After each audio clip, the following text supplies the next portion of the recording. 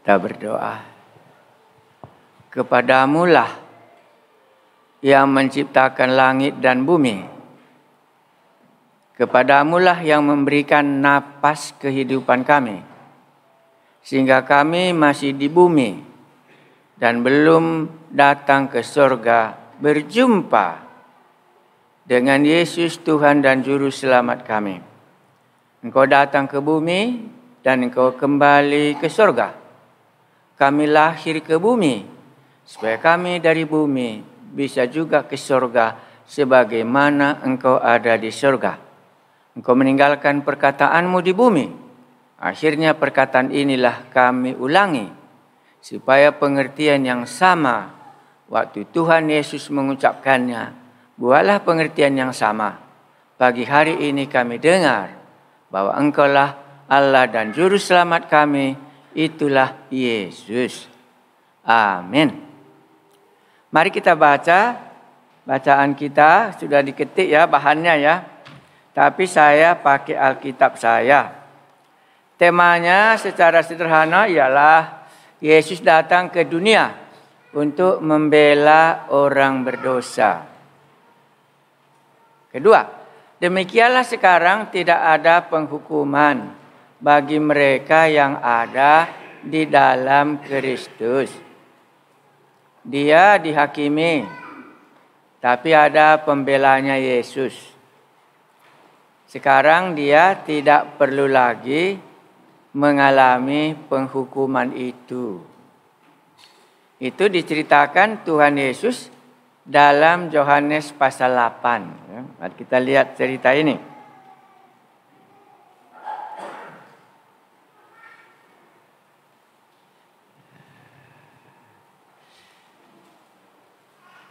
Pagi-pagi benar, ataupun baca 53-nya. Perempuan yang berzina. Anda senang membacanya? Perempuan berzina. Enak bacanya atau enggak enak?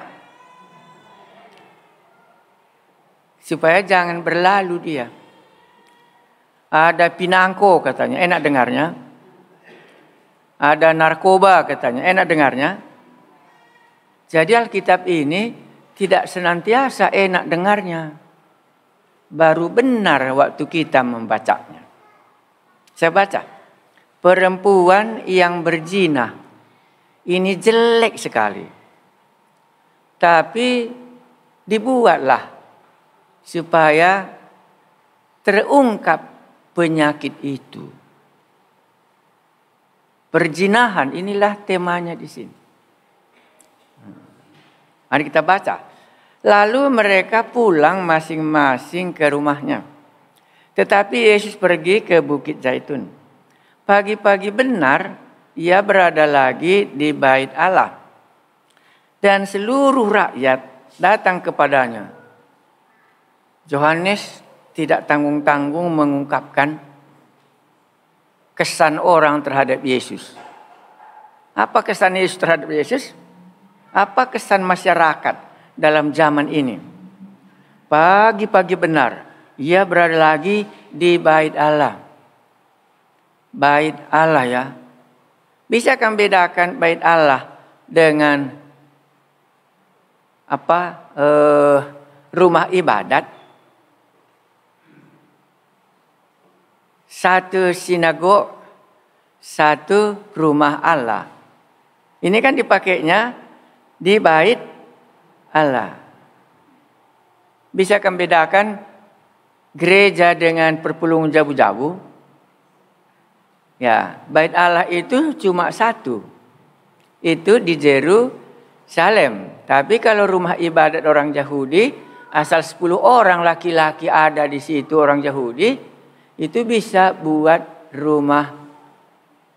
Dalam bahasa Indonesia sering juga dibuat terjemahannya apa? Rumah sembahyang.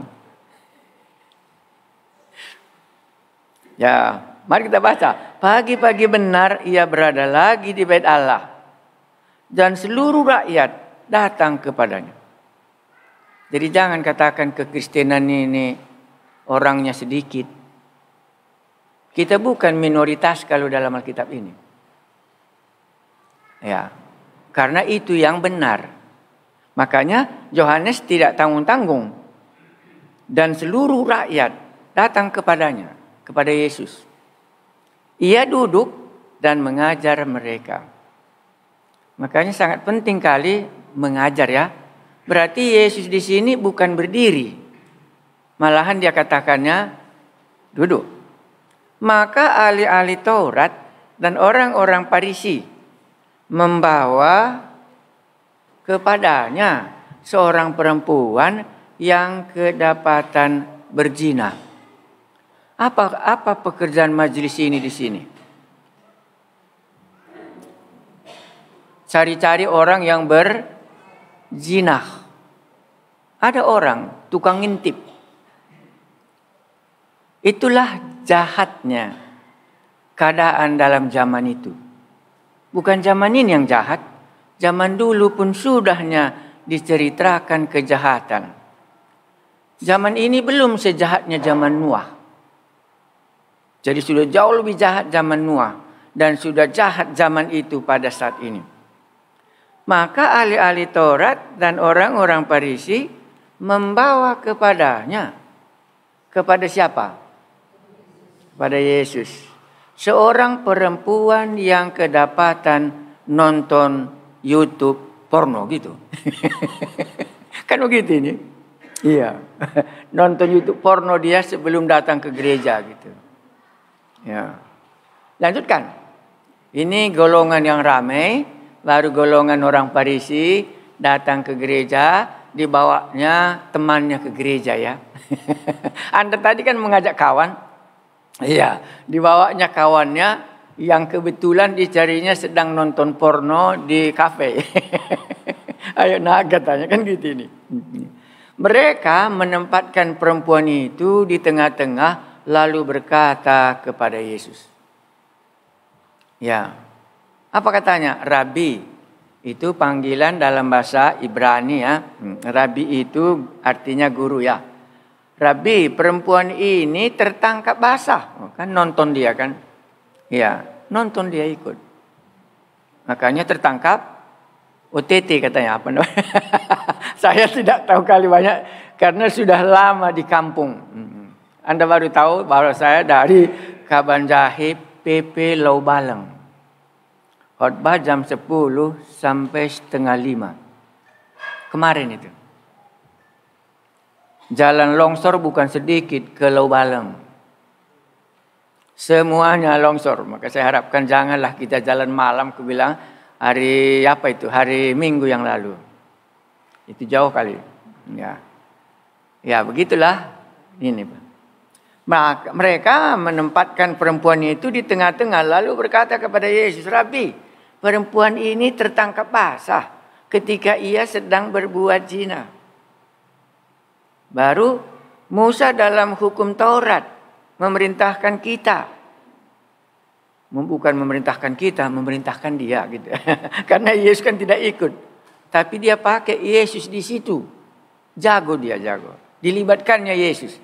Padahal Yesus tidak ikut. Dia pakai kata kita, kamu katanya, kami katanya kan yang cocok ini libatkannya Yesus.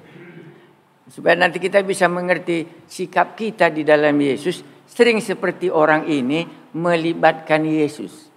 Padahal enggak ada sangkut pautnya dengan Yesus. Dia hanya nonton tertangkap basah. Kita pula katanya.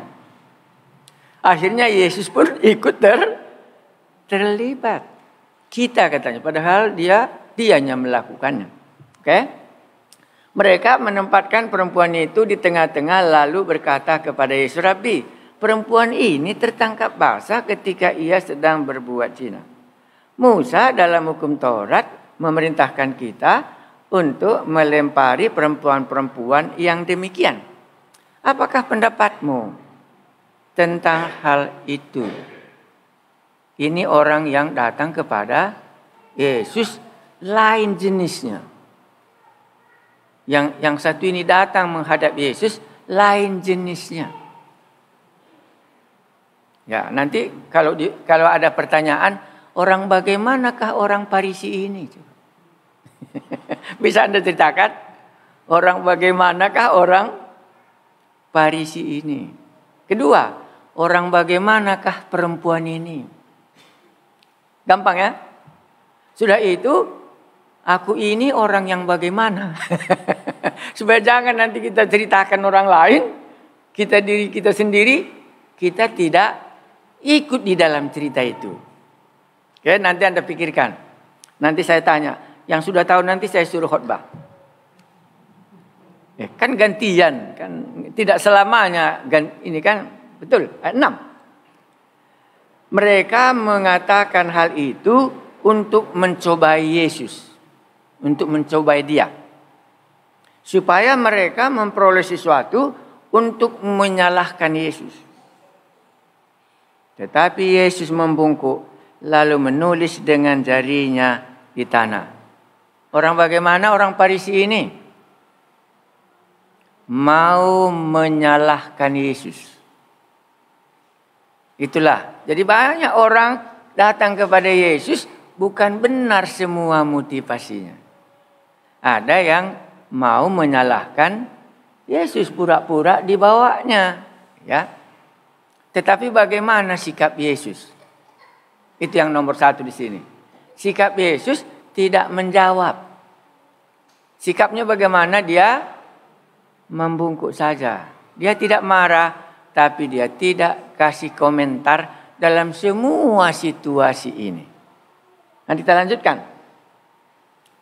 Dan ketika mereka terus-menerus bertanya kepadanya, ia pun bangkit berdiri, lalu berkata kepada mereka, barang siapa di antara kamu tidak berdosa, hendaklah ia yang pertama melemparkan batu kepada perempuan itu. Diizinkannya orang itu melempar batu. Tapi syaratnya apa? Yang tidak berbuat dosa. Apa kesan Anda cara Yesus menghandle dalam cerita ini? Bagaimana cara Yesus menghandle orang-orang Farisi yang begitu jago? Yesus tidak ada jabatannya di Bait Allah.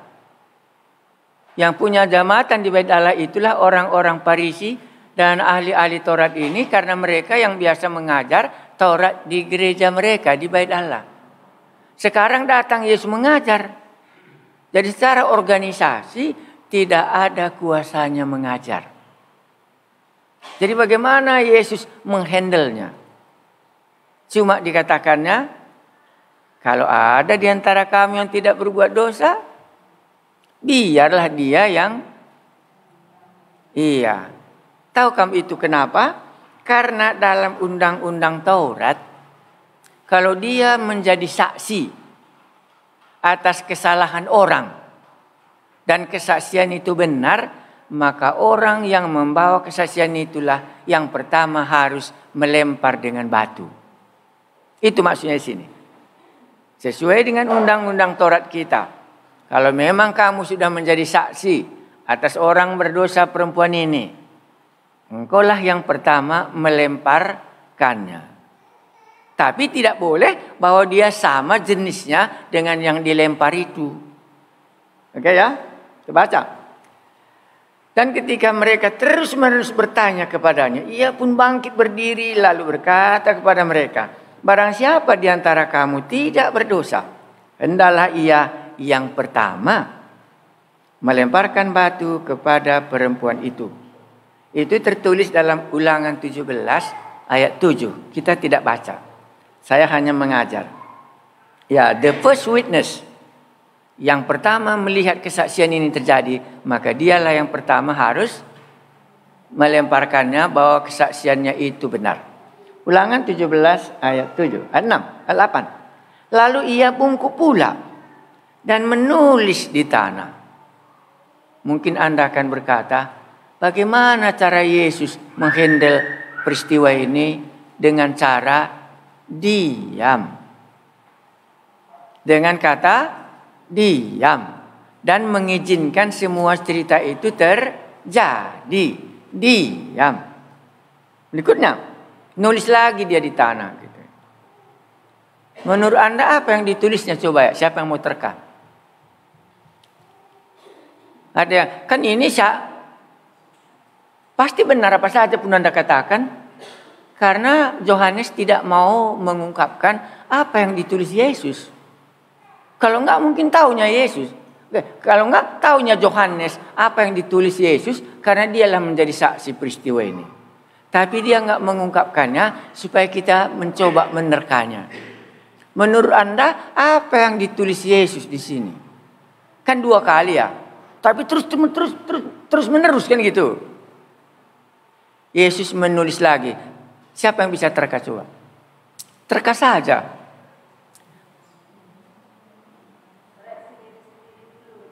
Bagaimana Ibu? Oh iya, kalau makanya Ibu ini khotbah kalau lihat Facebook, koreksinya dirinya dulu baru dia khotbah. Ada cakap karena tentukin bagi pridi kuda katanya. Tahu kan memandikan kuda? Kalau kita di belakang, kita di sepaknya. Maka semua tuan kuda, ya, katakan aja lah di Damsung ya, di mana kami tinggal di Tibet. Kuda itu nggak bisa seperti kerbau, suruh dia masukkan ke sungai nggak mau kuda. Harus tuannya dulu masuk ke tariknya gini. Baru kudanya bagaimana? Ikut. Betul. Koreksi dulu, jangan menyalahkan orang lain. Siapa lagi? Ibu sudah lulus dia. Benar kan? Benar. Dari mana kita tahu benar? Siapa di antara kamu yang tidak berbuat dosa? Kan benar. Itu kan ada faktanya.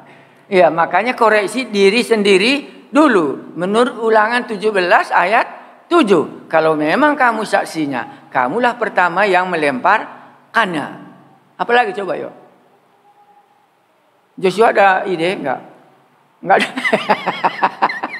Mana tahu ada ide nu? Tanya abang di belakang. Abang di itu. ada. Coba tanya dia mana tahu ada idenya. Tanya dulu, enggak ada ide doang bilang cobalah tuh dia ada dulu. Enggak ada idenya ya. Iyalah, ya. Itulah maksudku tadi kalau kita baca, kenapa enggak ditulis? Maka jawabnya cuma satu kurasa. Karena semua sudah ngerti apa yang ditulisnya. Ya, nggak perlu dikasih tahu. Karena peristiwa ini semuanya nanti kan di akhir ya. Oke. Nanti kita tahu apa yang ditulisnya di sini. Ya, berikutnya. Apa dikatakannya? Barang siapa di antara kamu tidak berdosa, hendaklah ia pertama melemparkan batu kepada perempuan itu. Lalu ia membungkuk pula. Jadi diajari kita mentekel persoalan kalau sulit. Ini sulit. Kalau Yesus katakan dia tidak hukum, berarti Yesus melanggar Ulangan 17 ayat 7. Tapi kalau dia katakan lemparlah katanya, salah pula fungsinya dia datang. Karena anak manusia datang ke dunia bukan untuk menghakimi, tetapi untuk menyelamatkan. Dia sedang terjepit kiri kanan. Ya, bagaimana jalan keluarnya supaya terjadi tegak kebenaran? Cuma jawabnya dia menulis. Kalau ibu tadi katakan koreksi diri sendiri, aku tambahkan satu kalimat lagi. Kampe sering rahasia. Kamu pun samanya seperti dia. Buktinya di mana? Baca ke bawah. Kan betul nanti, barang siapa di antara kamu yang tidak berdosa, hendaklah ia yang pertama melemparkan batu kepada perempuan itu. Lalu ia membungkuk pula dan menulis di tanah. Baca ke bawah kan benar kan? Ke bawah apa katanya? Tetapi setelah mereka mendengar perkataan itu, pergilah mereka seorang demi seorang. Dari mana mulai? Mulai dari yang tertua. Karena dia lebih banyak berzina. Kan benar kan? Tuhan Yesus katakan kamu pun sama dengan perempuan ini. Kalau nggak dikatakan Yesus, kan nggak tahu dia. Sekarang sudah tahu dia, sama kita katanya. Kalau sama, mundurlah, karena Ulangan 17 berlaku untuk semua manusia. Bukan yang membawa saksi saja, tetapi dia pun kena. Makanya betul itu 9. Tetapi setelah mendengar perkataan itu, pergilah mereka seorang demi seorang, mulai dari yang tertua. Iya. Akhirnya tinggallah Yesus seorang diri dengan perempuan itu yang tetap di tempatnya. Apa kesan Anda dalam ayat 9 ini? Catatkan di situ. Nanti mana tahu Anda khotbah. Roma 2 ayat 22. Saya nggak baca. Ceritanya saya buat. Sesudah Adam dan Hawa berbuat dosa, datang Allah kepada Adam dan Hawa, siapakah mengatakan engkau telanjang? Apakah engkau makan buah batang kayu itu? Katanya. Kenapa Adam dan Hawa sadar bahwa dia sudah kurang sesudah dia berbuat dosa? Roma 2:22 mengatakan, hati nurani manusia menjadi terang Allah di dalam manusia ini. Makanya dia sadar karena ada terang. Hati nurani orang ini yang dibuat Tuhan Yesus jalan keluarnya. Jadi Yesus tidak menyalahkan dan juga tidak melaksanakan penghukuman, tetapi dia berkata, siapa yang tidak berbuat dosa di antara kamu, biarlah dia yang melemparkannya. Kenapa mereka pergi coba? Kenapa mereka pergi? Yesus kan tidak mengatakan kau orang berdosa, kan tidak. Tapi kenapa mereka pergi coba? Karena kita memiliki hati nurani. Hati nurani itulah pelita Allah di dalam diri manusia. Makanya Martin Luther, bagaimana baiknya pun dia sebelum dia bertobat, tak pernah dia bisa aman asal mendengar petir. Karena bagi Martin Luther, petir itu adalah murka Allah. Dan hampir-hampir dia pingsan setiap kali ada petir bahwa Allah murka terhadap dia. Walaupun dia waktu itu seorang imam yang begitu kudus hidupnya di gereja Roma Katolik pada waktu itu. Tapi hati nuraninya nggak bisa disembunyikannya. Bahwa dia orang yang pantas dihukum. Jadi orang ini sadar karena hati nurani berkata, kau juga orang berdosa. Makanya dia pergi. Yesus bukan mengusir orang itu pergi. Tapi Yesus hanya berkata, barang siapa yang tidak berbuat dosa di antara kamu, dialah yang melemparkannya. Karena itulah kalau kau pakai undang-undang Taurat, Ulangan 17 ayat 7, benar itu. Kamulah coba lempar. Dalam hatinya langsung berkata, aku juga sama dengan dia. Hati nurani manusia nggak bisa ditutupi. Walaupun kita nyanyikan, thank you Lord for Jesus my soul. Walaupun kita katakan, aku sudah diselamatkan. Terima kasih pada Tuhan. Sudah pun aku nyanyikan itu, tapi di dalam berkata, engkau belum diselamatkan. Hati makanya Yesus di sini tidak memarahi mereka. Lalu Yesus bangkit, berdiri dan berkata kepadanya, hei perempuan, di manakah mereka? Tidak adakah seorang yang menghukum engkau? Kenapa mereka lari? Ya, karena dengar dari mulut Yesus, barang siapa yang tidak berdosa.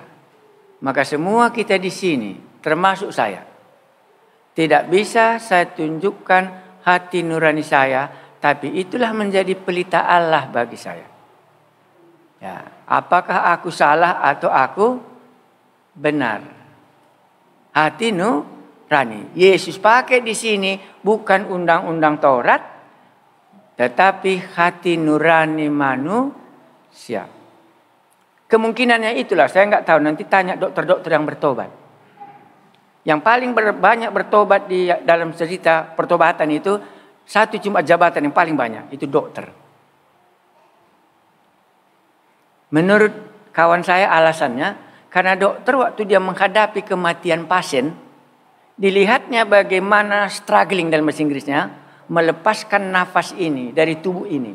Bagaimana ngerinya menghadapi kematian itu, sehingga mereka tahu hati nurani. Jadi waktu mereka melihat kematian itu, banyak mereka mencari di manakah bisa ada keselamatan. Kawanku banyak dokter yang bertobat. Masa zamanku, waktu aku memang banyak kali. Maka sampai sekarang juga kan banyak dokter teman-temanku. Ya. Tapi kalau militer juga banyak dalam sejarah Alkitab juga bertobat. Guru juga banyak yang bertobat. Karena hati nurani waktu dilihat kematian itu bergumul, dia mengatakan ada sorga, ada neraka. Ya. Makanya ada ketakutan. Kenapa mereka pergi? Ada ketakutan bahwa hukuman akan menimpa dia karena dia orang berdosa. Mau lebih sulit di sini? Saya tambah. Kalau begitu, berapa hukum di sini yang dihadapi oleh seseorang? Satu, menurut hukum Musa. Ya, hukum Musa adalah menghukum. Musa membawa hukum Taurat, tetapi Yesus Kristus membawa kasih karunia. Itulah hukum Taurat satu. Apalagi hukum satu lagi, hukum hati nurani. Siapa lagi hukum di sini? Yesus sendiri. Karena Yesus katakan apa? Aku pun tidak menghukum engkau. Yang tiga ini berhak menghukum. Hati nurani manusia enggak bisa ditutupi. Bagaimana baiknya pun dia harus tetap berkata, mudah-mudahan aku ke surga. Makanya Tuhan yang tahu, dicarinya backupnya supaya jangan dia sendiri yang menghadap maut. Inilah cerita kita. Oke, kita lanjutkan. Nanti banyak kita bikin lucu-lucunya ya. Kita lanjutkan lagi. Lalu Yesus bangkit berdiri dan berkata kepadanya, "Hei perempuan, di manakah mereka?" Menurut Anda kenapa ditanyanya orang-orang yang menghukumnya tadi di mana? Iya, karena sudah lega dia. Sudah lega. Karena batu tidak lagi menimpa karena mereka sudah pergi. Apalagi kesan Anda sesudah orang ini pergi. Kenapa Yesus tanya di mana mereka semua? Ada lagi yang Anda mau katakan? Kenapa Yesus tanya? Hei perempuan, di manakah mereka? Tidak adakah seorang yang menghukum engkau? Kenapa ditanya perempuan itu coba? Iya, segar ya. Udah pergi semua. Ya, baru kalimat di bawah dikatakannya. Jawabnya, tidak ada Tuhan. Lalu kata Yesus, aku pun tidak menghukum engkau. Kan berapa yang layak menghukum tadi? Hati nurani mereka menghukum, menyatakan dia berdosa. Undang-undang Taurat sesuai dengan Ulangan 17 harus dihukum mati. Sekarang aku pun tidak menghukum engkau, aku yang layak menghukummu. Mantap ya? Aku pun tidak menghukum engkau. Baru jawabnya apa? Aku pun tidak menghukum engkau. Pergilah. Dan jangan berbuat dosa lagi mulai dari sekarang. Apa yang Anda mau ceritakan dalam bagian ini coba? Mau atau enggak? Aku pun tidak menghukum engkau. Karena aku datang bukan untuk menghukum seperti undang-undang Taurat datang untuk menghukum.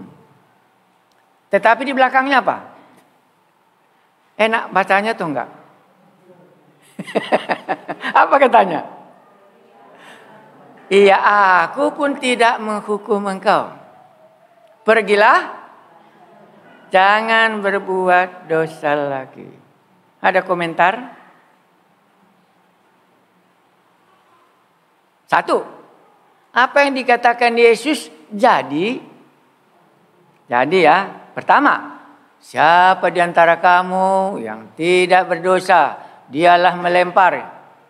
Jadi, pergi mereka karena satu pun tidak ada yang tidak berbuat dosa. Sekarang dia katakan, pergilah, aku pun tidak menghukum engkau. Jadi Yesus tidak menghukum orang berdosa. Itu sama dengan khotbah kita Natal ya. Mana lebih kuat, manusia daripada setan, kan begitu. Kalau keluar setannya maka dia jalan. Mana tahu sudah ada jumpa anak-anak muda ini. Jumpa kalian dengan setan yang keluar-keluar itu di jalanan. Jumpa katanya siapa? Kata Joshua. Bukan setanan kita katanya, narkobaan gitu. Iya, itu yang jumpa katanya. Setan nggak jumpa lagi kita. Tapi dikuasainya kita. Sama hasilnya. Membawa kematian. Ya sama hasilnya. Ya betul. Ya. Mungkinkah ini terjadi menurut Anda? Jawabnya, tidak ada Tuhan. Lalu kata Yesus, aku pun tidak menghukum engkau. Alasannya, karena pasal 3:17 anak manusia diutus Allah bukan untuk menghakimi tetapi untuk menyelamatkan. Di sini dia menyelamatkan. Ya. Oke, selanjutnya. Pergilah dan jangan berbuat dosa lagi. Mulai dari sekarang. Saya baca lagi pasal 5 Injil Yohanes. Yohanes pasal 5 sama kita membacanya. Yohanes pasal 5 ayat 14. Nanti saya gariskan. Kita baca sekali lagi nanti baru saya simpulkan. Oke, Yohanes 5 ayat 14. Ini cerita apa? Penyembuhan pada hari Sabat di kolam Bethesda. Berapa tahun dia sudah sakit menurut cerita ini? 38 tahun. Kalau yang berbuat zina tadi, berapa tahun dia sudah caught up namanya, terjaring dalam nafsu yang tidak bisa dia kendalikan ini, tidak diceritakan. Mungkin sejak dia lahir ya.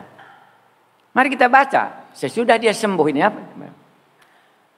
1, 2 ya. Kemudian Yesus bertemu dengan dia dalam bait Allah. Lalu berkata kepadanya, engkau telah sembuh. Jangan berbuat dosa lagi, supaya padamu jangan terjadi yang lebih buruk. Ceritanya sama. Pasal 8 di bait Allah, pasal 5 di bait Allah. Kalimatnya sama. Jangan berbuat dosa lagi. Ini ada ultimatum di belakangnya. Supaya jangan terjadi kepadamu lebih buruk. Apa yang Anda mau tafsirkan dalam bagian ini? 1 kalimat coba. Ada yang coba-coba? Tadi dia orang berdosa. Sekarang jangan lagi berbuat dosa. Supaya dia menjadi manusia baru, diubahnya lah tingkah lakunya. Begitukah? Jadi kalau Tuhan Yesus tidak menghukum dia, dosa lumpuhnya sudah disembuhkan. Berarti Lukas pasal 5 ini jelas ya, karena dosa maka dia sakit ya. Ya, jelas. Makanya jangan lagi buat itu supaya jangan lebih parah kepadamu. Satu buku kubaca, menarik sama aku, dikatakannya demikian. Waktu Anda membaca ini, aku pun tidak menghukum engkau lagi, pergilah dan jangan berbuat dosa lagi mulai dari sekarang. Singkat kali kalimatnya. Setiap orang yang berjumpa dengan Yesus, dia akan menjadi ciptaan yang baru. Itu yang dibuatnya kalimatnya. Jadi yang mau si penulis katakan dalam dua cerita ini, Matius pasal 5 dengan Matius pasal 8, dia ini menjadi manusia yang baru. Dia ini menjadi manusia yang baru. Karena itu dia tidak mungkin berbuat dosa lagi. Itu kalimatnya. Benar atau tidak? Manusia baru tidak narkoba lagi. Manusia baru tidak nonton film porno lagi. Gitu ya. Manusia baru tidak judi online lagi. Kan manusia baru. Ya kan banyak ya. Kita katakan baru tapi enggak baru. Ini yang menjadi masalah. Dosaku sudah diampuni tapi enggak terjadi yang baru. Makanya tadi waktu ku baca, ini bukan tafsiran ya. Karena aku kalau mempersiapkan khotbah, 2-3 bacaan menolong hidupku gitu. Ya. Tapi yang dimasukkannya di sini tidak berbuat dosa lagi, dibuatnya kalimatnya sangat sederhana. Dia menjadi manusia baru. Dari mana baru? Nunggu batu kan gitu. Kan nunggu batu? Undang-undang sesuai dengan firman Tuhan, habislah kamu. Makanya Tuhan Yesus cuma tahan. Makanya Tuhan Yesus tidak tahan melihat dia. Karena sebentar lagi dia akan apa? Makanya tunggu saja dia. Waktu Yesus tunggu, dia tulis, enggak ada harapan. Itulah ditulisnya di bawah. Karena upah dosa adalah maut. Dan dia sudah berbuat dosa. Tidak ada lagi harapan. Tunggu Yesus. Tapi hati nurani Yesus berkata apa? Anak manusia diutus. Bukan untuk menghakimi, tetapi untuk menyelamatkan. Bagaimana menyelamatkan dia? Dan tidak menyalahkan undang-undang Taurat. Karena apa yang dikatakan Taurat? Kan itu juga yang dikatakan oleh Allah. Makanya, no hope anymore. Barulah Yesus katakan apa? Oke lah, siapa yang tidak berbuat dosa sesuai dengan undang-undang Taurat. Dialah melemparnya. Tegak dilihatnya. Mulai muncul harapan. Ini hidup baru. Hidup baru dari kematian kepada hidup. Mari kita baca Roma pasal 6. Ini hidup baru. Saudara-saudara. Anda sudah hidup baru semua. Tapi nggak ada yang baru. Kan begitu. Cuma narkobaku yang berhenti. Dan merokok pun berhenti. Itu yang baru. Yang lain semua menjadi bertobat. Tapi nggak menjadi manusia baru. Siapa yang ada dalam Kristus? Dia adalah ciptaan yang baru. Ciptaan yang baru tidak lagi berbuat dosa. Itulah dia. Roma 6. Itu yang dikatakan di situ. Cocok kali dengan cerita ini. Bisa banyak ku ceritakan. Tapi sejauh mana Tuhan mau itu yang ku katakan. Ayat berapa ya? 11. Mari kita baca sama-sama. Roma 6 ayat 11. Roma 6 ayat 11. 1, 2 ya. Demikianlah hendaknya kamu memandangnya, bahwa kamu telah mati bagi dosa, tetapi kamu hidup bagi Allah dalam Kristus Yesus. Anda baca ke bawah, karena itu jangan lagi dosa berkuasa atas hidup. Sebab itu hendaklah dosa jangan berkuasa lagi dalam tubuhmu yang fana, supaya kamu jangan lagi menuruti keinginannya.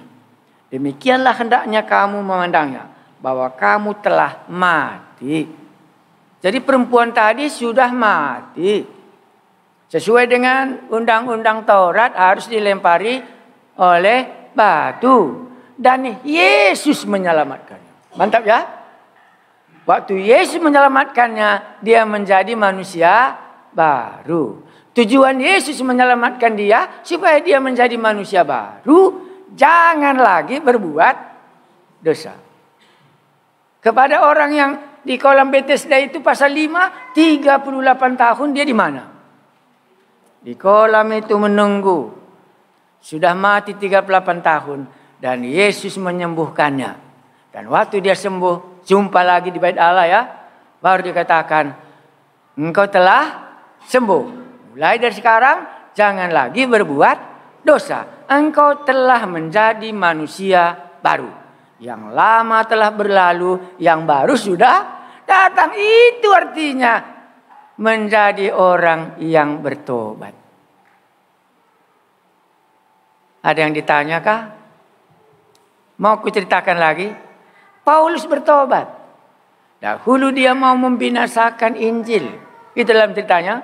Tetapi dia sekarang memberitakan Injil, manusia baru.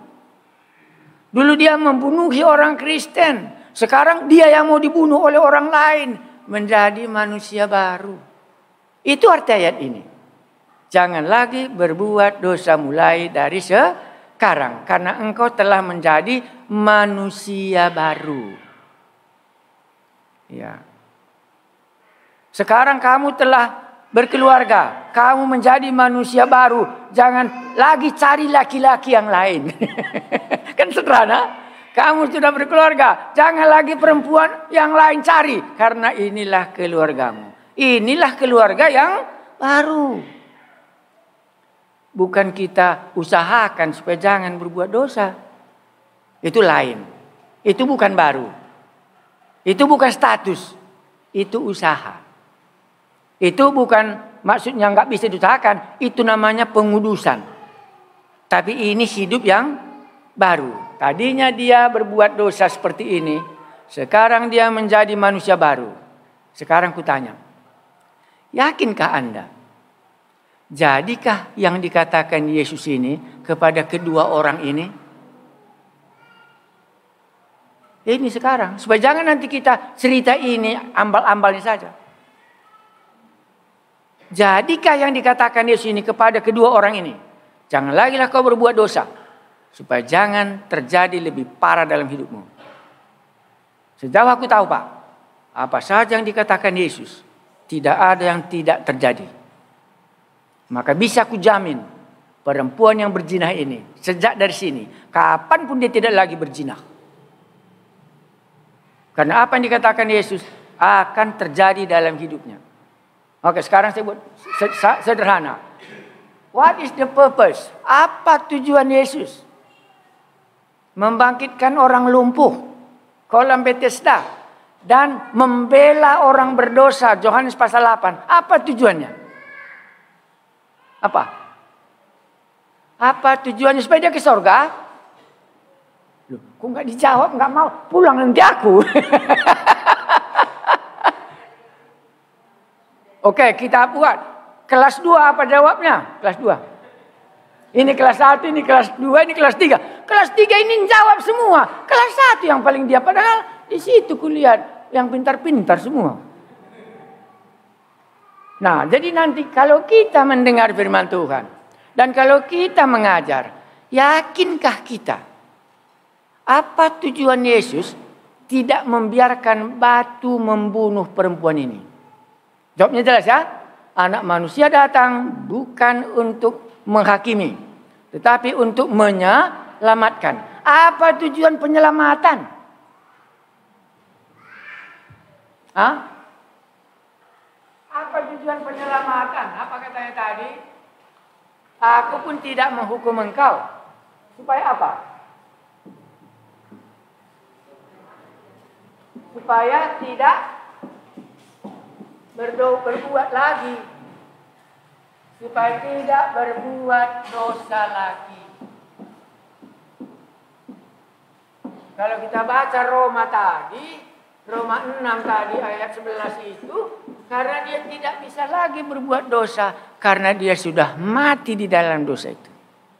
Jadi perempuan zina ini hidup kembali sesudah dia mati. Kan sudah mati dia, menurut undang-undang Taurat. Jemaat Efesus juga mati. Dahulu kamu telah mati dalam dosa-dosamu. Tapi engkau dihidupkan di dalam Kristus. Karena itu kalau engkau marah, jangan lagi berbuat dosa. Salah kita khotbah. Bertobat kamu supaya ke surga. Salah. Bertobat kamu supaya apa? Supaya hidup baru. Supaya hidup baru, enak hidup baru. Selama perempuan ini diperhamba oleh dosanya, enggak ada kesukaannya. Selama orang lumpuh itu di kolam Bethesda 38 tahun, tidak ada kesukaannya hidup. Hidup baru, lepas dari perbudakan yang tidak menenangkan. Ini pekerjaan yang sangat tidak menenangkan perempuan perzinahan ini. Lebih dahsyat daripada semua perbudakan di dunia ini. Karena menyangkut roh, jiwa, dan tubuh. Semua manusia menggagasi dia. Dalam hatinya berbicara, aku ini lembu. Martabatnya bagaimana? Rendah sekali. Kemuliaannya tidak ada di mana-mana. Itu yang ada di dalam hatinya. Makanya waktu dilihatnya, di mana mereka semua, kata Tuhan. Enggak ada lagi Tuhan. Kata. Maksudnya itu apa? Hanya engkau. Tapi kalau engkau katakan jangan lagi berbuat dosa. Amin, aku tidak akan melakukannya lagi kapanpun. Karena aku sudah ada di dalam hidup yang baru. Tanya Joshua, narkoba enak? Enggak enak. Judi online enggak enak. Kita ini semua hidup lama. Tidak ada enaknya. Paulus membunuh jemaat, enggak enak. Lebih enak rasanya dikejar-kejar, dimasukkan dalam penjara daripada dia mengejar-ngejar orang Kristen. Selama Daud berbuat dosa, apa katanya dalam Mazmur 32? Selama aku berdiam diri, tanganmu menekan aku siang malam, seperti terik matahari sumsumku menjadi kering. Tak ada amannya.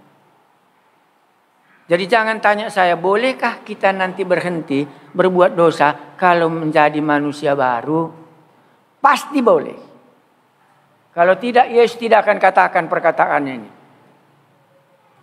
Ini Natal tahun 25 ini pasti terjadi. Bagi setiap orang yang mengalami hidup yang baru, dia tidak lagi akan diperbudak oleh dosa. Kamu telah mati karena dosa. Apalagi yang bisa kulakukan kalau aku sudah mati? Kecuali yang menghidupkan aku itulah yang bisa kulakukan. Mula-mula waktu ku baca ini ngeri ku rasa. Bisakah nanti jemaatku itu tidak berbuat dosa lagi? Aku sebagai gembala sidang bertanggung jawab. Bisakah jemaatku itu? Pengalamanmu sendiri bagaimana? I have to say. Apa yang dikatakan Yesus jadi dalam hidupku. Maka aku telusuri. Di mana aku tidak lagi berbuat dosa. Bagaimana caranya Allah melepaskan aku dari dosa-dosa ini satu persatu. Dan sampai hari ini. Aku tidak akan melakukannya lagi. Makanya jangan lagi berbuat dosa, artinya kamu telah menjadi hidup baru. Kamu telah berkeluarga. Jangan lagi cari suami orang lain. Jangan lagi cari istri orang lain. Karena inilah pasanganmu. Sama dengan hal itu. Dulu kamu hamba dosa, sekarang sudah menjadi hamba Kristus. Bagaimana lagi kau bisa ke sana? Tidak mungkin ikan hidup di darat. Dia harus hidup di dalam air. Tidak mungkin juga burung hidup di dalam air.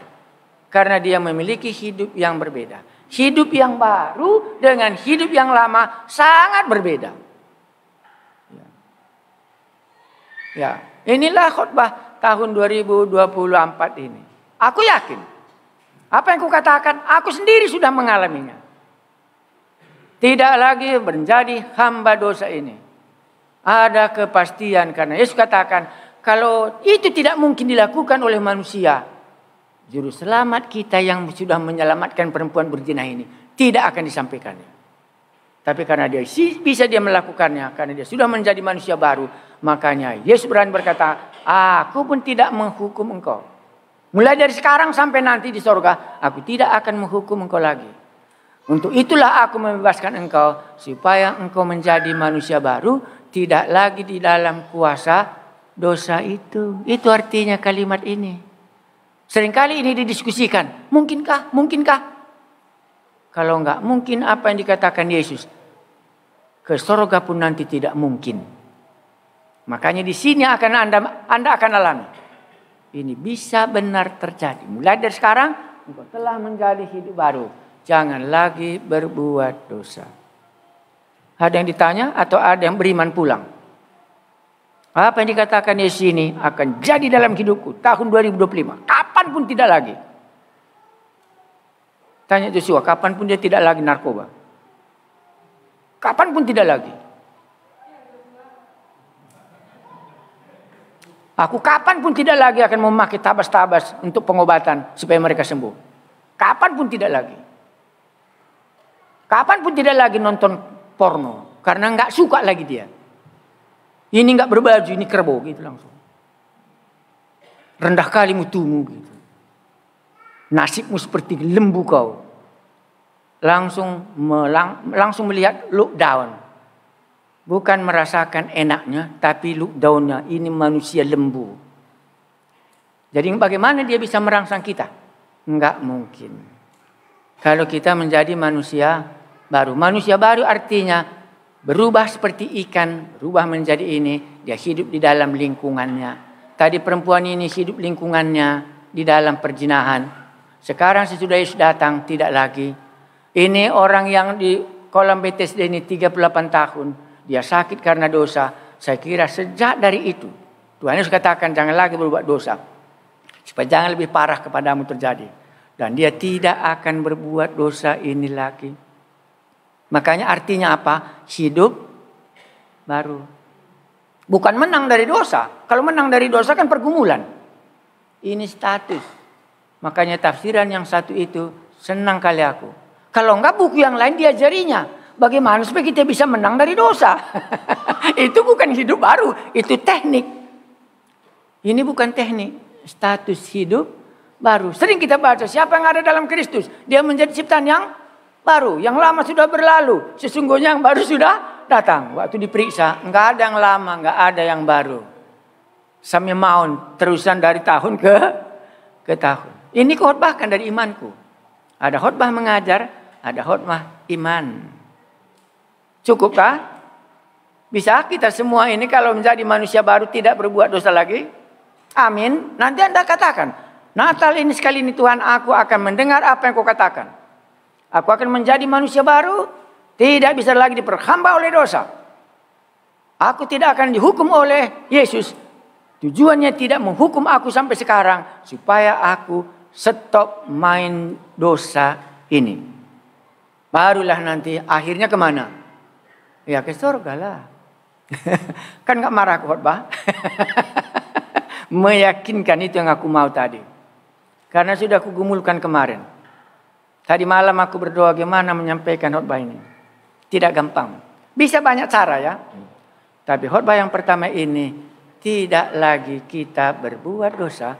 Menjadi hamba Kristus. Mari kita berdoa. Adakah Anda yang diperbudak mau mengambil sikap menjadi hidup baru sehingga dosa perhambaan tidak lagi akan menimpa hidup Anda? Ada di tengah-tengah kita kah? Yesus datang bukan untuk menghakimi, tetapi untuk menyelamatkan. Menyelamatkan artinya di sini supaya manusia berhenti berbuat dosa. Supaya dia hidup baru. Memiliki damai dengan Allah. Mulai di dunia ini. Baru berakhirnya nanti di surga. Adakah yang beriman di tengah-tengah kita. Mengambil sikap. Apa yang dikatakan Yesus ini. Akan jadi dalam hidupku. Aku tahu Yesus mengampuni. Tapi aku tidak tahu bahwa dia berfirman kepada aku, sesudah dosaku diampuni, jangan lagi berbuat dosa. Yesus juru selamat, supaya kita tidak lagi berbuat dosa. Menjadi hidup baru. Setan sudah dikalahkan. Perkataan Yesus menguasai hidup kita. Buatlah doa Anda. Kalau Anda bukan hidup baru, Anda akan tetap menjadi budak dosa itu. Kami memuji namamu kalau kami menceritakan Yesus datang untuk menyelamatkan orang berdosa. Benar Tuhan. Tapi hari ini kami dengar Engkau menyelamatkan kami, Engkau mengampuni dosa kami. Supaya kami menjadi manusia baru, sehingga kami dapat menikmati pertolongan-Mu itu selama kami hidup di atas bumi ini. Karena itu hamba-Mu ini berdoa.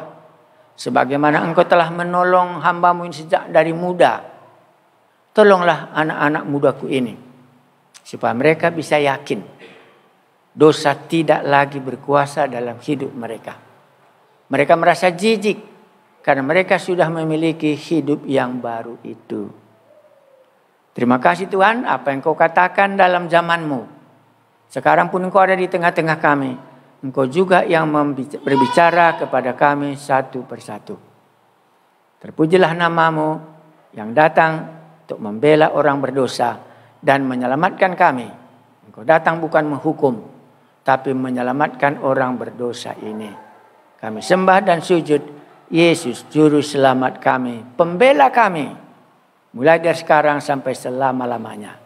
Amin. Mari lihat bahan ini. Kebaktian Natal, kemurahannya Medan. Saya ulangi, Natal itu tradisi. Tidak diajarkan oleh rasul-rasulnya. Tapi perjamuan kudus itu wajib dan harus dilakukan. Natal itu dalam bentuk duniawi. Ya. Supaya nanti bisakah membandingkannya Natal dengan perjamuan kudus. Natal itu tidak ada orang berani katakan kelahiran Yesus tanggal 25 Desember. Tidak ada yang jelas.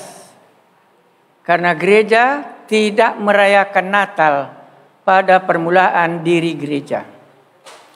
Natal itu sangkut pautnya banyak dengan duniawi, kemegahan dan semuanya. Dan gereja mencoba Natal itu menjadi kelahiran, kedatangan Yesus ke dunia, kalaulah mungkin. Tapi gereja sudah lama kali berusaha supaya Natal ditiadakan, tapi enggak bisa dikalahkan oleh dunia. Dunia tetap menang. Akhirnya Natal menjadi mercusuar. Supaya nanti kami bedakan Natal dengan perjamuan kudus. Mari kita lihat bahan kita. Kebaktian Natal, kemurahannya Medan. Temanya Yesus datang ke dunia untuk membela orang berdosa. Membela orang berdosa. Lihatlah gambarnya. Bagaimana dia dituntut oleh hukum Taurat Musa. Menunggu dihukum oleh batu. Tetapi Yesus ada di tengah-tengah mereka. Demikianlah sekarang tidak ada penghukuman bagi mereka yang ada di dalam Kristus. Jelas ceritanya, tidak lagi dia dihukum. Karena ia ada di dalam Yesus.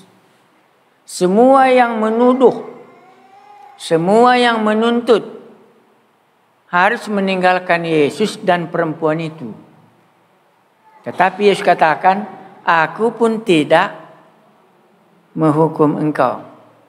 Maka dia menjadi hidup yang baru. Sekarang tidak ada penghukuman bagi mereka yang ada di dalam Kristus. Kristuslah yang sudah mati untuk membayar segalanya. Jadi perjamuan kudus di mana letaknya dengan kelahiran? Tidak ada yang tahu. Yang jelas pengampunan dosa ada karena pengorbanan kematian Yesus. Akarnya adalah Paskah. Allah datang bukan menghukum, tetapi untuk menyelamatkan. Saya senang mengulangi baca lagi. Mari kita baca sekali lagi. Dengan cara yang berbeda. Jadi kalau dalam cerita ini, umpamanya kita baca mulai dari atas. Pagi-pagi benar ia berada lagi di bait Allah Dan seluruh rakyat datang kepadanya. Ia duduk dan mengajar mereka. Pelajaran apakah yang dapat kita terima dalam ayat 3 ke bawah? Pengajaran yang kita dapat terima dari ayat 3 ke bawah. 1. Orang Farisi. Bagaimanakah orang Farisi di sini? Maka ahli-ahli Taurat dan orang-orang Farisi membawa kepadanya seorang perempuan yang kedapatan berbuat zina. Mereka menempatkan perempuan itu di tengah-tengah lalu berkata kepada Yesus, "Rabi, perempuan ini tertangkap basah ketika ia sedang berbuat zina. Musa dalam hukum Taurat memerintahkan kita untuk melempari perempuan-perempuan yang demikian. Apakah pendapatmu tentang hal itu?" Mereka mengatakan hal itu untuk mencobai dia, supaya mereka memperoleh sesuatu untuk menyalahkannya. Tetapi Yesus membungkuk lalu menulis dengan jarinya di tanah. Orang bagaimanakah ahli Taurat ini? Dan orang-orang Farisi ini? Karena waktu kedatangan Tuhan Yesus sudah banyak golongan. Ada orang Saduki, ada orang Farisi, ada ahli-ahli Taurat. Selama 400 tahun berdirilah sekte-sektenya umat Israel mencoba supaya pembuangan ke Babylon jangan lagi terjadi. Saking takutnya mereka menghadapi upah dosa dibuang ke Babylon, mereka mulai membaca kitab suci ini. Tapi di dalam hal itulah muncul orang-orang yang sok rohani, padahal dia juga orang berdosa. Ini di sini. Makanya bisa kita lihat golongan yang pertama datang kepada Yesus di sini orang rohani. Betul atau salah? Orang rohani menurut ukuran dia. Tapi waktu Yesus katakan, siapa di antara kamu yang tidak berbuat dosa? Dia sadar dia juga orang tidak rohani. Jadi sekarang juga bisa di dalam gereja ada orang-orang rohani namanya. Tapi bukan rohani. Kalau nanti berhadapan dengan Tuhan Yesus. Secara hukum tahu dia. Tetapi secara tingkah laku waktu jumpa dengan Yesus nanti, dia juga harus menjauh dari Yesus. Itu golongan manusia yang pertama kita jumpa. Baru golongan yang kedua dalam cerita ini, itulah Yesus sendiri.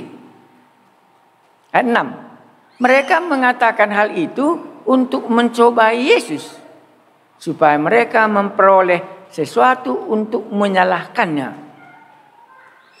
Jadi ada golongan orang bersungut-sungut dia mengenai Yesus. Itu golongan yang kita lihat di sini. Baru berikutnya, dan ketika mereka terus-menerus bertanya kepadanya, ia bangkit berdiri. Barang siapa di antara kamu tidak berdosa, hendaklah ia yang pertama melemparkan batu kepada perempuan itu. Yesus memakai. Kalau mereka katakan orang rohani, sekarang marilah tunjukkanlah bahwa kamu orang rohani. Tetapi dengarkan apa yang kukatakan. Kalau ada di antara kamu yang tidak berbuat dosa, biarlah dia yang melemparkannya. Yesus itu adalah terang. Dia menerangi hati setiap orang. Maka mungkin akan Anda bertanya, manakah lebih jahat orang rohani ini daripada perempuan berzina ini? Mana lebih jahat? Orang rohani ini lebih jahat. Jadi kamu lebih jahat daripada pelbegu? Ya, dan ini kenyataan. Mana lebih jahat? Orang-orang rohani ini kah? Orang ahli Taurat tadi kah? Yang orang Farisi. Tahu kamu orang Farisi itu? Kuceritakan sedikit. Orang Farisi itu cirinya satu. Karena dosa maka kita dibuang ke Babylon. Karena itu orang Farisi katakan, mari kita stop. Jangan lagi kita berbuat dosa supaya Allah tidak memurkai kita lagi. Makanya taat hari Sabat. Hari Sabat tidak boleh bekerja. Apalagi kalau pulang dari pasar harus cuci tangan. Tidak ada hubungan dengan orang pelbegu. Orang Farisi namanya menjaga kekudusan secara tradisi. Siapa lagi ahli-ahli Taurat? Mereka menyelidiki seperti kitab Esra. Diselidikinya kali kitab suci. Kenapa kita dibuang ke Babylon? Mari kita lakukan firman Tuhan supaya Tuhan tetap menyertai hidup kita. Tetapi dalam cerita ini, Yesus mau. Apa dikatakannya? Kalau kau katakan kau orang rohani, aku menerimanya. Karena itu engkau berhak melempari perempuan ini dengan batu. Hanya aku bertanya kepadamu, barang siapa yang tidak berbuat dosa, dialah yang pertama melemparkan batu. Bagaimana jawabnya? Mulai dari yang tua. Makanya hati-hati kita orang rohani ini. Kita bisa lebih jahat daripada orang pelbegu. Ini yang mau diceritakan dalam cerita ini. Lihatlah orang-orang rohani ini. Semua kerinduan rohaninya sangat, semua taat. Ahli Taurat, orang Saduki, suku Jailot, itu muncul dalam 400 tahun. Sesudah mereka dibuang ke Babylon, mereka merasakan pahitnya upah dosa itu. Mereka bertobat dan mencoba menyelidiki kitab suci. Lahirlah golongan-golongan di dalam Alkitab. Orang Saduki, orang Farisi, ahli-ahli Taurat, dan mahkamah agama, dan sebagainya. Muncul untuk menjaga kekudusan. Tetapi dalam cerita ini Anda bisa lihat, mana yang lebih jahat? Orang-orang rohani ini kah? Atau perempuan yang tertangkap basah ini? Maka benar, tidak ada satu orang pun yang benar. Kecuali siapa? Yesus sendiri. Maka Yesus katakan, di mana mereka semua? Apa artinya? Berarti mereka itu juga sama dengan engkau. Mereka itu juga perlu untuk dibela, untuk diselamatkan. Tapi karena dia orang rohani, dia tidak perlu dibela. Makanya dia mati di dalam dosanya. Itulah di dalam Injil Yohanes ini. Kalau engkau tidak percaya kepadaku, maka engkau mati di dalam. Itu artinya di mana mereka pergi? Orang itu orang rohani. Tapi dia orang berdosa, maka matilah dia di dalam dosanya. Tetapi perempuan berzina, aku juga tidak menghukum engkau. Pergilah, jangan lagi berbuat. Ini selamat, orang rohani masuk neraka. Ini yang dimaksudkan di dalam cerita ini. Mari kita lihat berikutnya lagi, supaya kita bisa lanjut berikutnya. Ayat 10 umpamanya. Lalu Yesus bangkit berdiri dan berkata kepadanya, hai perempuan, di manakah mereka? Yesus pun mencari orang itu. Yesus mencari orang yang menganggap dirinya rohani. Tetapi tidak rohani. Oke, sekarang Pak, kalau begitu siapa sebenarnya orang rohani? Kurasa jawabnya yang kita maksudkan orang rohani, perempuan berzina inilah orang rohani. Yang sudah berjumpa dengan Yesus dan mendengar perintah. Jangan lagi berbuat, inilah orang rohani. Makanya dia tidak lagi dihukum. Maka di dalam kedatangan, kalau kamu katakan Natal, maka sejak Natal inilah berhenti orang berbuat dosa. Kalau kita pakai cerita Natal ini dalam cerita ini, sejak inilah manusia berhenti berbuat dosa. Orang rohani berbuat dosa. Makanya Tuhan izinkan dia melempari, tapi nggak berani. Karena hati nuraninya berkata bahwa dia juga bukan orang yang berhak membunuh. Karena dia juga sama dengan perempuan itu. Di dalam cerita itu bisa kami lihat siapakah di sini sebenarnya yang berhak? Hanya Yesus. Makanya Yesus katakan aku tidak. Karena dia cuma orang rohani di situ. Orang Farisi tidak rohani. Ahli Taurat tidak. Mahkamah agama tidak. Pengurus bait Allah tidak. Cuma Yesus. dan dia menyelamatkan orang berdosa ini. Makanya kalau Anda katakan dia memiliki hidup baru, benar. Tadi beginilah nasibnya. Sekarang pulanglah dia. Jumpa dia dengan orang itu, jumpa karena dikenalnya. Tapi orang itu tidak mendapatkan pengampunan dosa, dia mati di dalam dosanya. Makanya cara mengkhotbahkan ini, Anda bisa mengkhotbahkannya. Berapa jenis di sini manusia? Manusia yang lain tidak diceritakan, manusia yang lain cuma mendengar cerita ya. Kenapa? Karena Injil Yohanes, keselamatan itu seringkali bersangkut paut dengan pribadi-pribadi. Nikodemus, keselamatannya secara pribadi. Perempuan Samaria, satu pribadi. Lazarus dibangkitkan dari antara orang mati, satu pribadi. Yohanes pasal 14 dan Yohanes pasal 4. Perwira itu, kalau engkau tidak melihat mujizat, engkau tidak akan menjadi percaya secara pribadi. Itu yang mau diceritakan dalam Injil Yohanes. Kenapa secara pribadi keselamatan? Karena satu pribadi berbuat dosa, maka satu pribadi juga yang akan diselamatkan. Nah, bolehkah kita bertanya dalam hati kita secara hukum? Tadi ada 3 hukum ya. Ada hukum Taurat, kan itu tadi. Menurut undang-undang Taurat, kalau demikian gitu ya.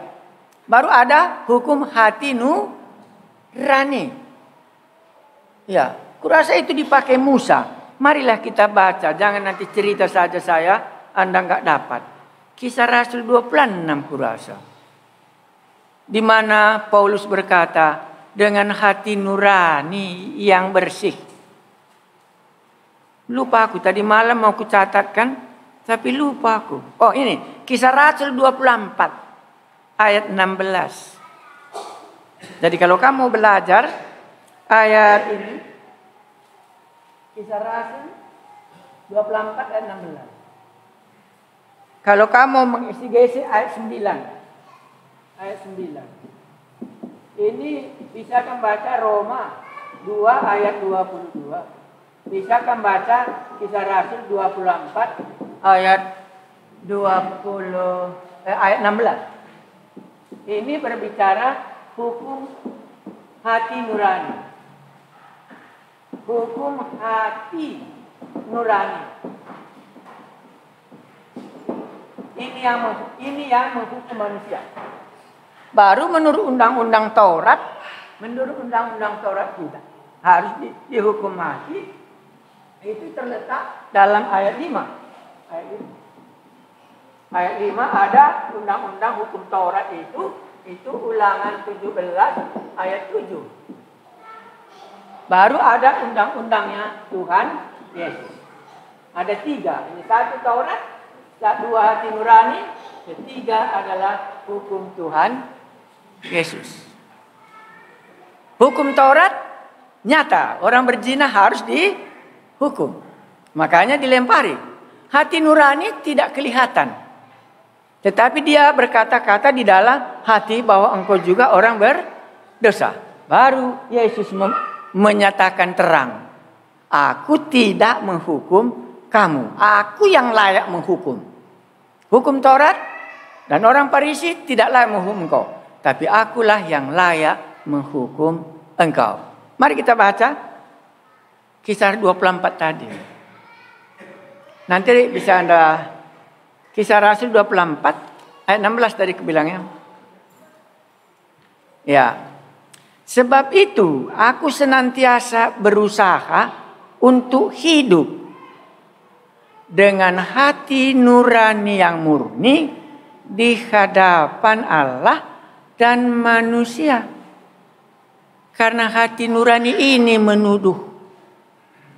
Waktu kita dipuji orang pun hati nurani kita berkata, aku jahatnya, tapi kusembunyikan. Hati nurani nggak bisa disembunyikan karena di dalam pribadi sendiri.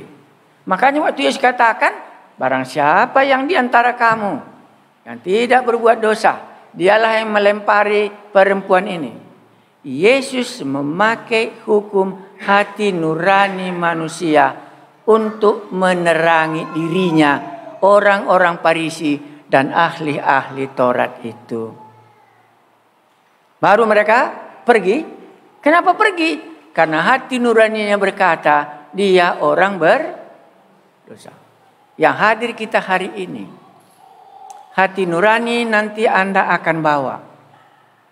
Walaupun Anda orang rohani, sudah perjamuan kudus, sudah hari Natal, sudah mengakukan dosa, hati nurani akan berkata, benarkah engkau atau tidak? Ini akan menjadi hakim masing-masing.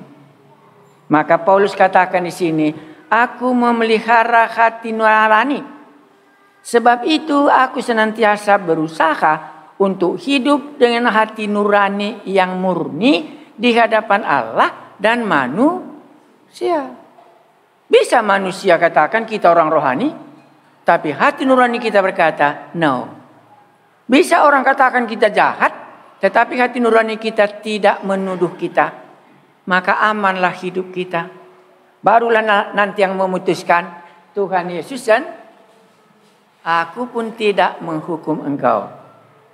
Pulanglah, jangan lagi berbuat dosa. Maka hati nurani perempuan itu berkata, dia yang selayaknya menghukum aku, tapi tidak menghukum aku, maka pulanglah dia. Dalam hidup yang bagaimana yang menuduh tadi semua pulangnya bagaimana? Pulang dengan hati nurani apa? Aku orang berdosa.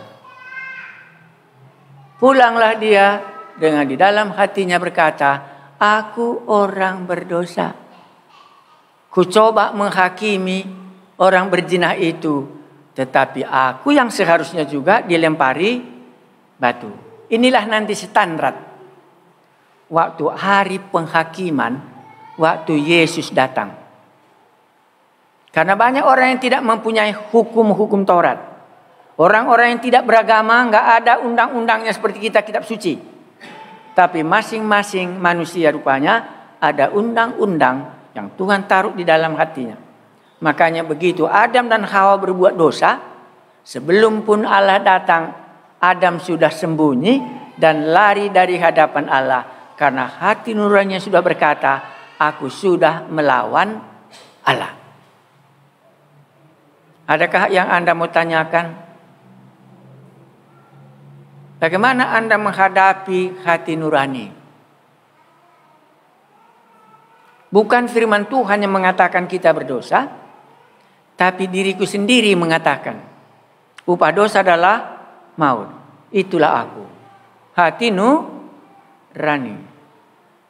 Ya. Sampai di situ khotbah? Gantung kah? Iya. Ya. Saya kira bisa kita ambil satu sikap yang sederhana. Hati nuraniku yang manakah yang menuduh aku? Bawalah ke hadapan Allah. Itu yang jelas. Baru Allah lah nanti yang mempertimbangkannya dengan firman Tuhan yang sudah Anda tahu. Dengan demikian nanti akan lepas dari tuduhan yang bersalah ataupun dari tuduhan yang memuji. Sebelum aku akhiri, aku belakangan ini cuma satu doaku. Terpujilah namamu, Yesus Tuhan Juru Selamatku, yang sudah mengampuni orang berdosa ini. Kalau soal pelayanan, misi, gereja, tidak terlalu banyak ucapan syukurku. Tapi ucapan syukurku, aku bersyukur. Ini orang berdosa yang jahat. Dosanya jauh lebih banyak daripada dosa orang lain. Tapi aku memuji namamu. Karena aku percaya dosaku sudah diampuni. Jadi aku menghitung berkat Tuhan. Sering kita orang kalau bisnis membuat perhitungan berkat untung rugi bisnis. Aku tidak membuat perhitungan untung rugiku dengan Tuhan. Walaupun belakangan ini terbuka lagi jalanku ke Tibet. Aku diundang khotbah di Nepal. Berarti bisa aku mengucap syukur buat itu ya. Karena kawan kita kan datang dari Tibet ya. Kan 1 minggu sama kita di Kabanjahe. Tapi waktu saya mengajar, mula-mula istrinya nggak mau ikut. Tiba-tiba istrinya ikut. Kenapa kamu ikut? Aku bilang. Ini bilang si Lopsang ini, Amala bagus sekali ngajar katanya. Dia katakan aku ama ya. Ama itu bapak. Hah? Ya pala itu bapak. Kamu bagus ngajar itu maka mau aku dengar katanya. Bisa aku mengucap syukur? Bisa. Tapi bukan itu ucapan syukurku. Dosaku sudah diampuni. Mana tahu nanti Anda akan menutup tahun baru. Memang kita ada pertemuan tahun baru di Kabanjahe. Lumayan juga. Kurasa sudah lebih 300 yang ikut pendaftaran. Nanti kita jumpa lagi di sana.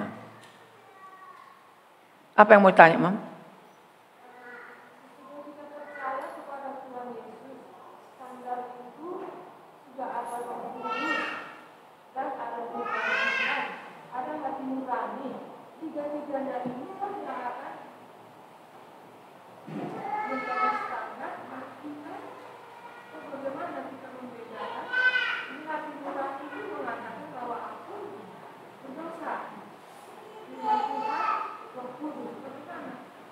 Aku ini namanya dikasih pisau kepada anak-anak.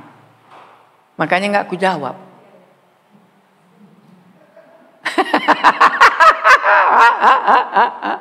Siapa? Susah dia karena maunya dijawab, pikirnya enggak. Iya, karena Tuhan Yesus pernah katakan itu waktu kami belajar. Sekarang belum mampu kamu mendengarnya. Waktu kami belajar dengan orang Tibet itu, terkejut kali dia. Kenapa Yesus katakan, murid-muridnya, sudah muridnya 3 tahun, tapi engkau belum sanggup untuk menerimanya. Ya itulah maksudku tadi. Kamu belum sanggup memikulnya. Karena itu aku tidak mengajar engkau hal itu sampai nanti Roh Kudus datang. Orang Tibet itu terkejut sekali. Bahwa Yesus membatasi pengajarannya karena manusia tidak mampu menerimanya pengajaran Yesus yang tinggi kecuali kalau Roh Kudus datang.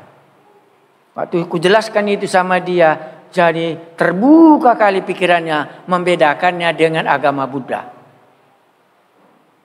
Ajaran Allah ini tidak semua sanggup kita memikulnya.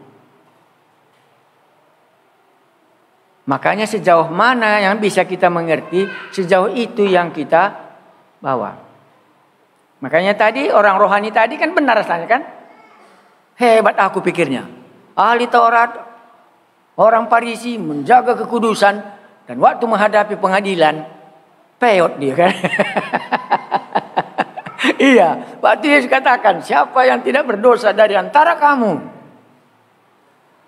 yang sudah belajar Taurat dan sudah mentaati Taurat Farisi semuanya, dia yang melempar. Terkejut kali dia. Karena menurut dia bagaimana? Dia sudah lulus. Ternyata nggak beda dengan orang berdosa ini. Jadi saya tidak akan jawab membedakan firman Tuhan, Roh Kudus, teologi satu lagi, baru hati nurani. Saya tidak mengajarkannya sampai nanti waktunya bisa. Ada yang lain kita mau tanyakan kah? Sabar Pak ya, nanti kuajarkan ya. Sekarang belum.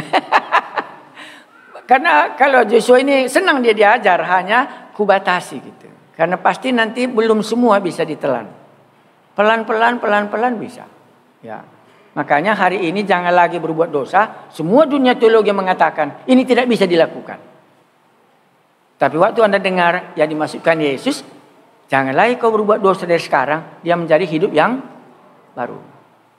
Kalau kucing bagaimanapun tidak bisa hidup lagi ke dalam air.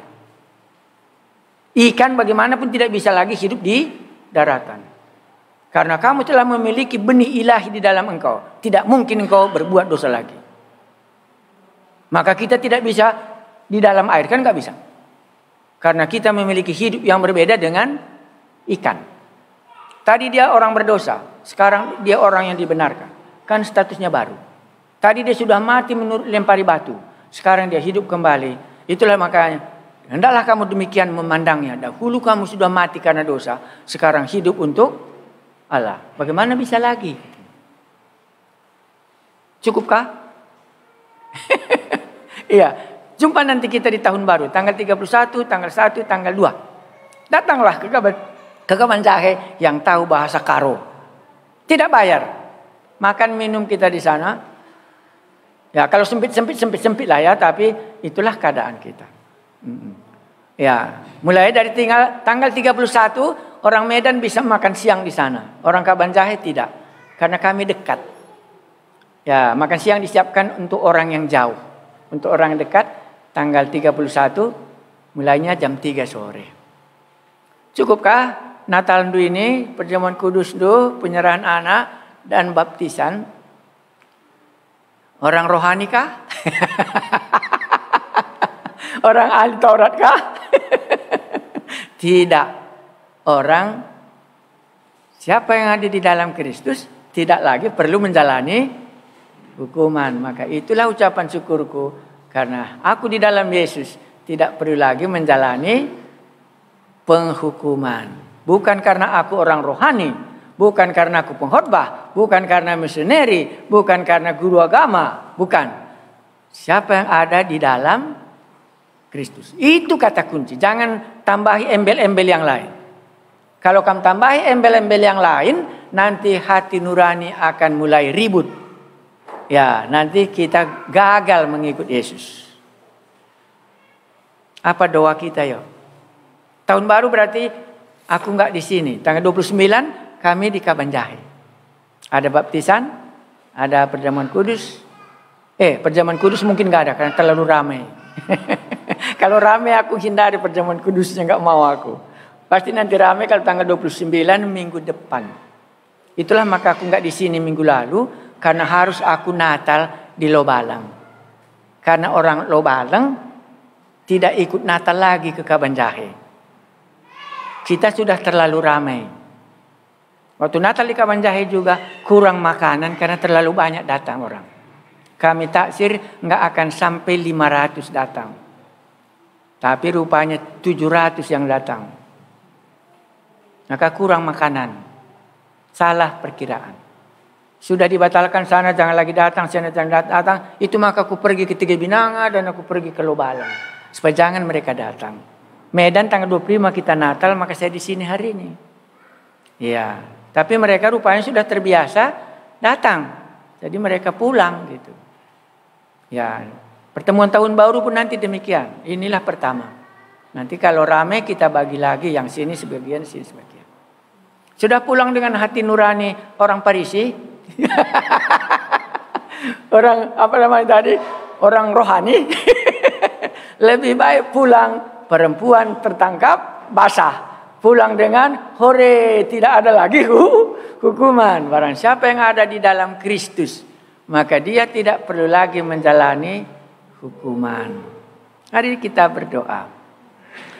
Bagaimanapun manusia, kamilah manusia yang sepeta dan seteladan dengan Allah kami.